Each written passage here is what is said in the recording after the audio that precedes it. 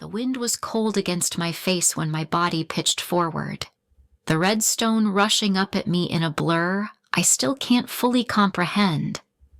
I remember the scrape of jagged rock tearing across my palms and the hollow thud of my ribs slamming into the ledge below, stealing the air from my lungs. If you're watching this, subscribe and tell me where you're listening from. Trust me, you'd be surprised how easily a life can be taken from you by the people you love most. As I lay there, dust settling around me and pain spreading like fire through my shoulder, the truth hit harder than the fall itself. I hadn't slipped. Someone wanted me gone, and that was the moment everything started to unravel. I felt the shove before I even understood what was happening. 1 second I was taking in the quiet stretch of Red Rock Canyon, trying to let the cool air settle the loneliness that had been clinging to me for months, and the next my body was tipping forward into empty space. It's strange how fast a moment can split your life in two.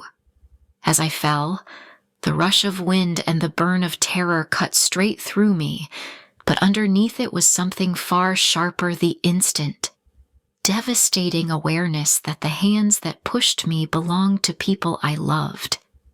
I didn't have time to scream. My mind snapped into pure instinct. I felt the scrape of rock tearing at my arms, the thud of branches slapping against my side, the helpless drop pulling me down.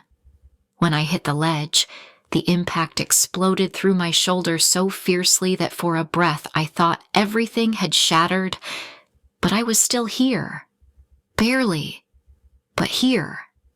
And in that small, brutal stillness, the truth settled in. My daughter and her husband hadn't brought me out here to reconnect. They had brought me out here to disappear. Losing my husband had already hollowed out pieces of me I was still trying to fill, and now the two people I trusted most had carved out what remained. I forced myself not to move. The pain was blinding, but the need to survive was louder. I stayed pressed against the rock, listening, breathing as quietly as I could, knowing I had to stay hidden until I understood what came next. In the stillness of that ledge, with the ache in my shoulder pulsing in slow waves, my mind drifted back to everything that had brought me to this moment. Grief has a way of stretching time, and ever since losing my husband, Mark, the days had felt long and shapeless. He had been my anchor for more than 40 years, the steady place I returned to when the world felt too sharp. When he passed, the house seemed to swallow me whole. Even simple things like making coffee or folding laundry felt different without him humming in the background.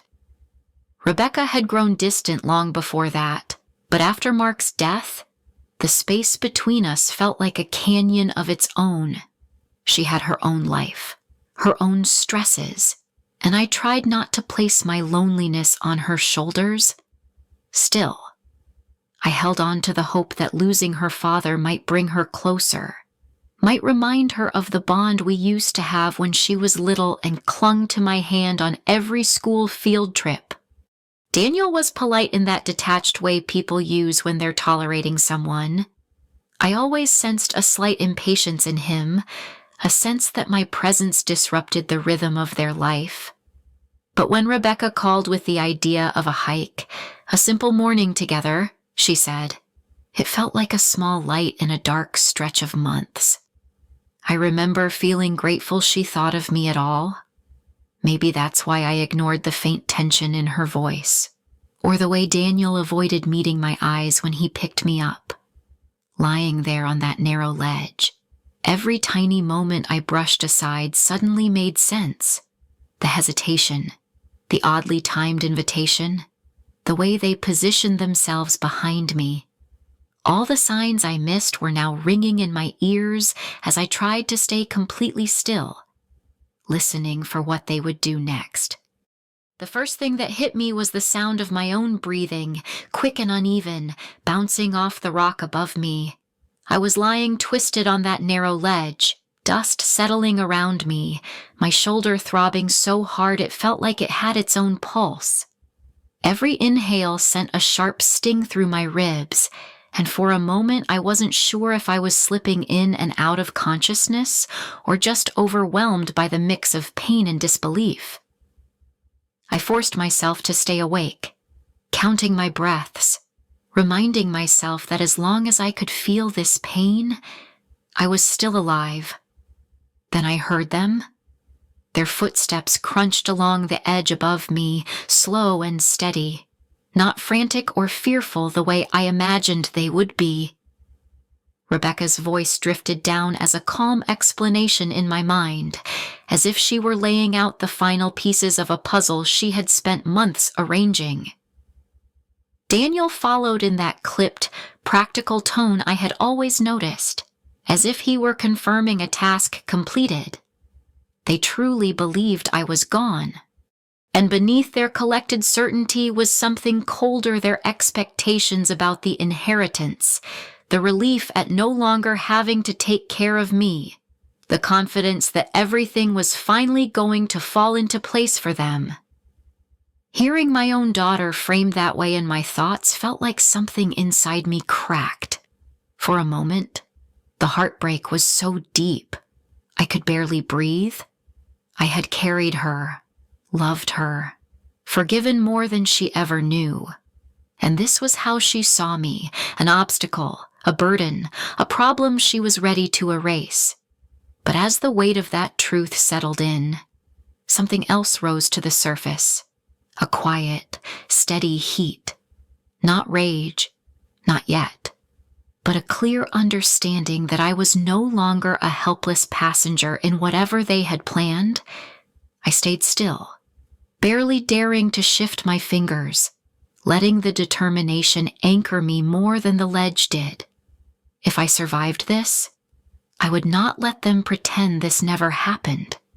And as their steps finally faded into the distance, I began to gather what little strength I had left, knowing I needed to stay silent, focused, and ready to move. The moment their footsteps faded completely, I forced myself to breathe through the pain and think like the nurse I had been for decades. Shock could take me under if I didn't manage it.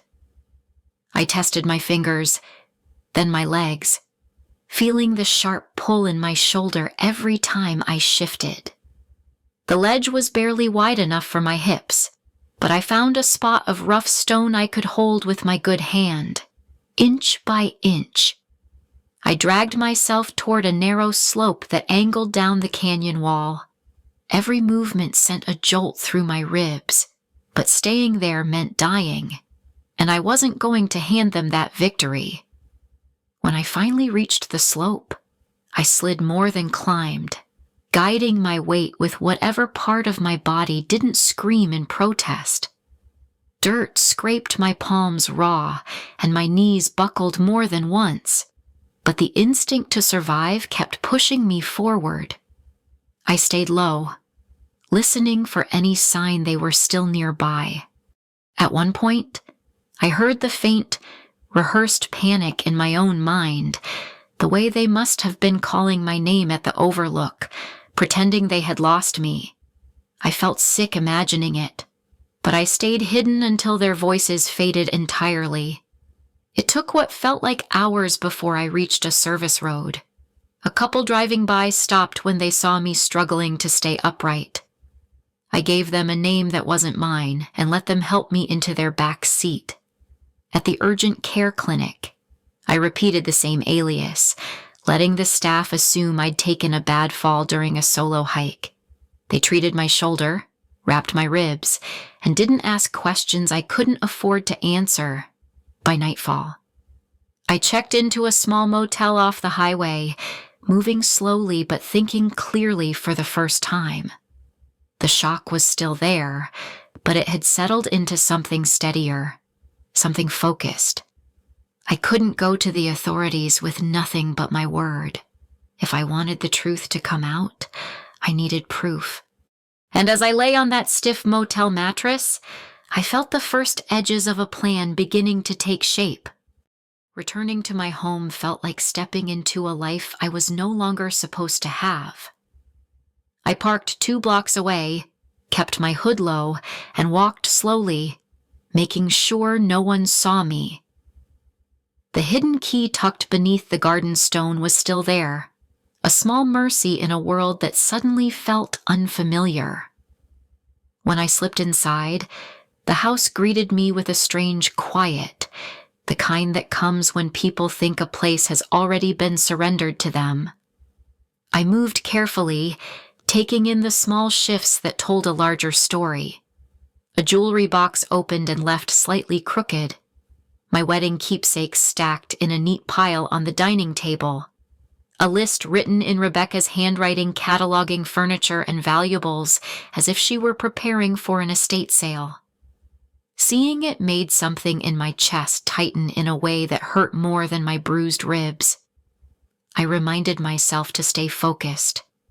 I had come for evidence, not closure.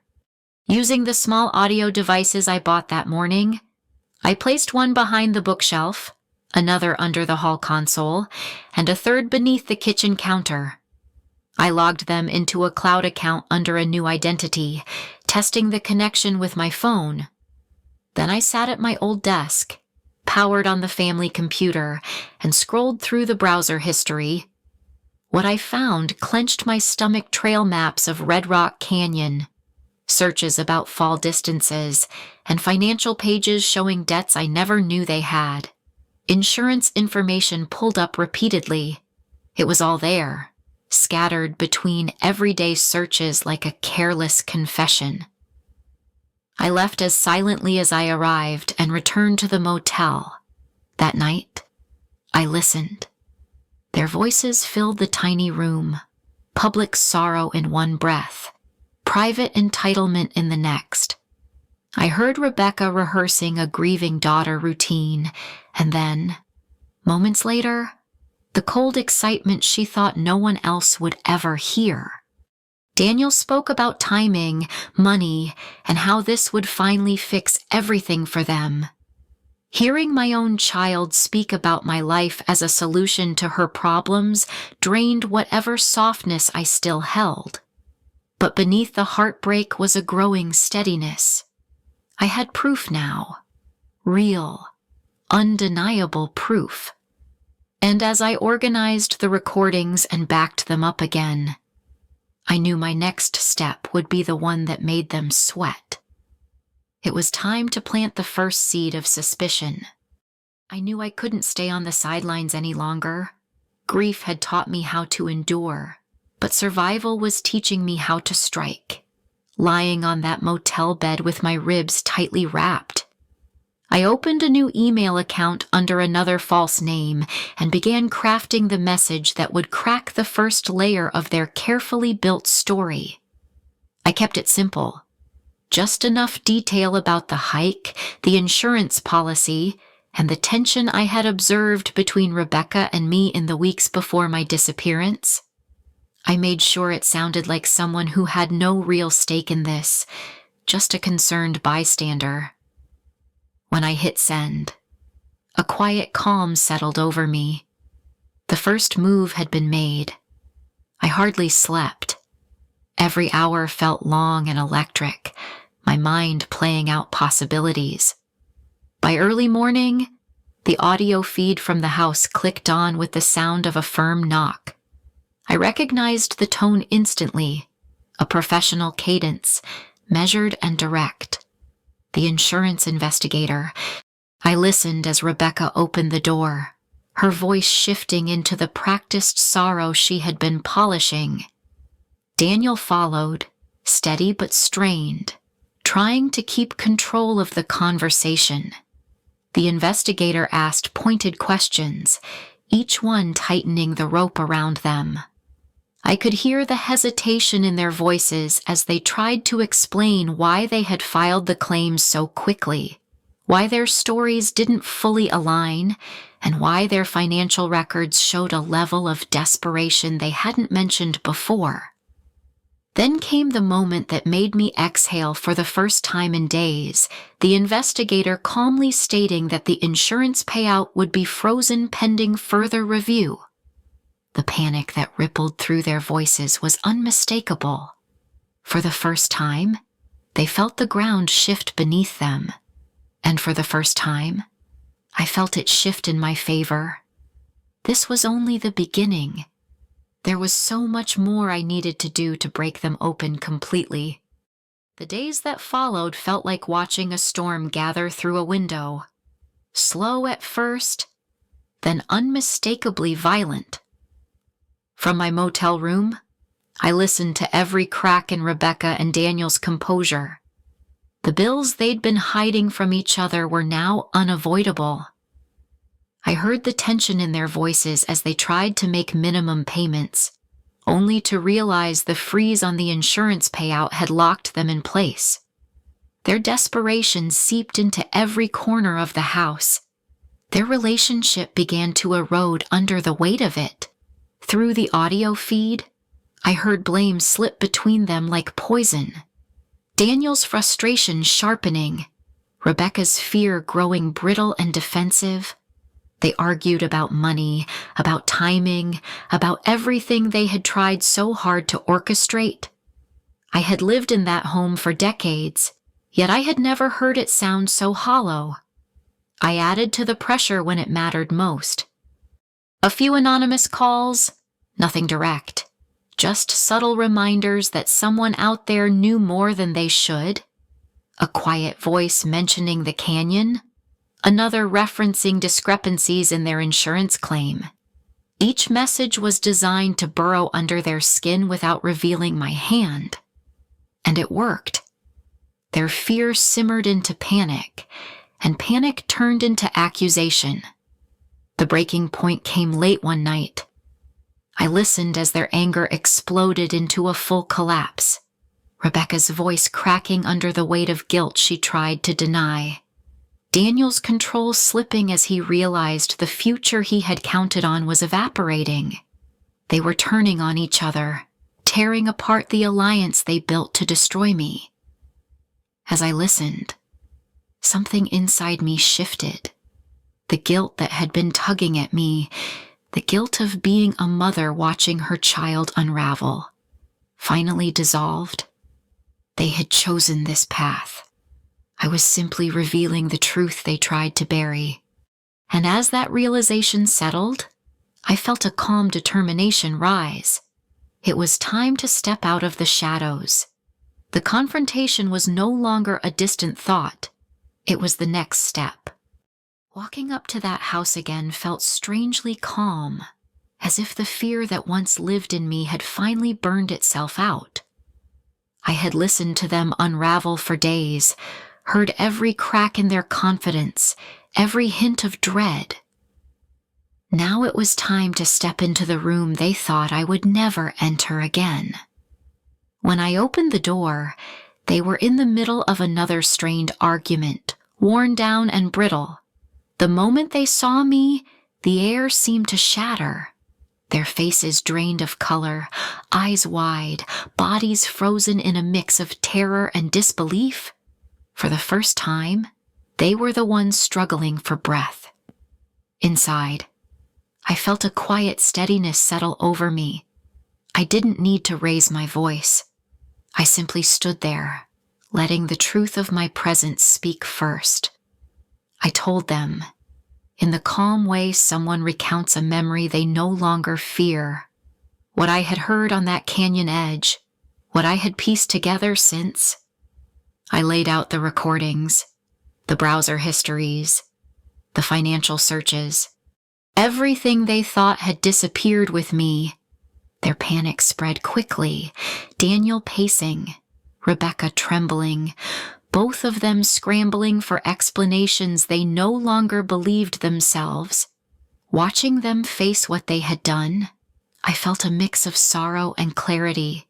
They had chosen greed over blood, and now the weight of that choice was finally pressing down on them. I remained steady, knowing this moment wasn't about revenge, but truth. And as I stepped back, ready to involve the authorities and let justice take its course, I felt the shift fully. I wasn't hiding anymore. I was reclaiming my life. When I stepped out of that house and made the call to the authorities, it felt like releasing a breath I hadn't realized I'd been holding since the moment I fell from that cliff. The next days unfolded with a strange clarity. Investigators collected the evidence I had gathered, and the weight of Rebecca and Daniel's choices finally shifted onto their shoulders. Hearing that they were being questioned, that the insurance claim was formally denied, and that a full investigation was underway brought a quiet steadiness to my chest. Justice wasn't swift, but it was moving, slow, deliberate, and unavoidable. What surprised me most was the stillness inside myself. For weeks I had lived in fear, in hiding, in the shadows of people I once loved. But now, with the truth exposed, that fear loosened its grip.